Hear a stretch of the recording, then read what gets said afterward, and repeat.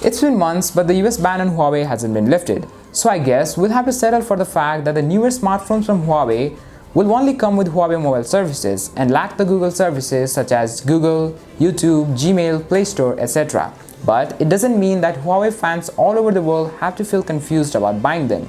Because today I'll be showing you alternatives to get every apps you want working on your new Huawei devices. For today, I'll be using the latest Huawei Y7P. Let's get started.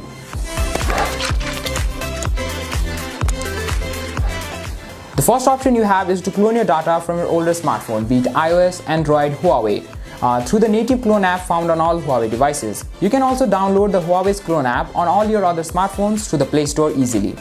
Let me show you step by step about how to do it. Step 1. Open the Huawei clone app on both your devices to choose the old or new phone as per your need and give the necessary permissions for it. Step 2. Scan the QR code and establish the connection between the two. Step 3. Select the required data you want to transfer and start the migration. Now if you are a new Huawei user or just want to start everything over again, Huawei's own app gallery is the place to go to. It's easy to install apps from here just like from any other app store. Here's a list of some of the apps that I found useful on the app gallery. As seen, there aren't many apps available on the app gallery yet. If you don't see any app here, you can download them through various third-party websites or app stores. For example, I have the APK Pure's app store installed here, which are genuine installation files of almost every app you can think of. Here are some of the externally installed apps that I tested on my Huawei device, and they all ran fine. Now comes the main concern. You can install Google apps like YouTube, Gmail, etc., but they won't run. The only way to access them is through browsers like on your PC or laptop. Pro tip: you can add shortcut of websites to your home screen and pretend you are opening their apps.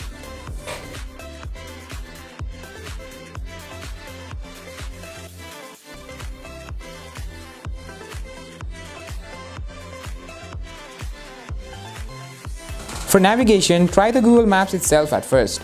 It didn't open at all on my Mate 30 Pro but opened up on the Huawei Y7P. So the best bet is to use the browser, which works fine with GPS support.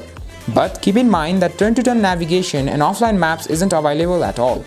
You can also try another navigation app called Waze. You can find it on APK Pure. For email, the default email app from Huawei works fine for Gmail server as well. And coupled with free Microsoft Office package from App Gallery, you're good to go.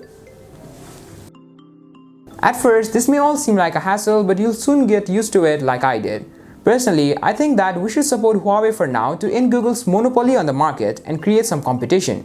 Since Huawei devices come with great hardware most of the time, should we compromise on the software for now? But hey, it's all your money, so it all comes down to your choice at last. So what do you think? Are you ready for a new Huawei device with our GMS? Let me know down in the comment section below. Until next time, I wish you good days ahead.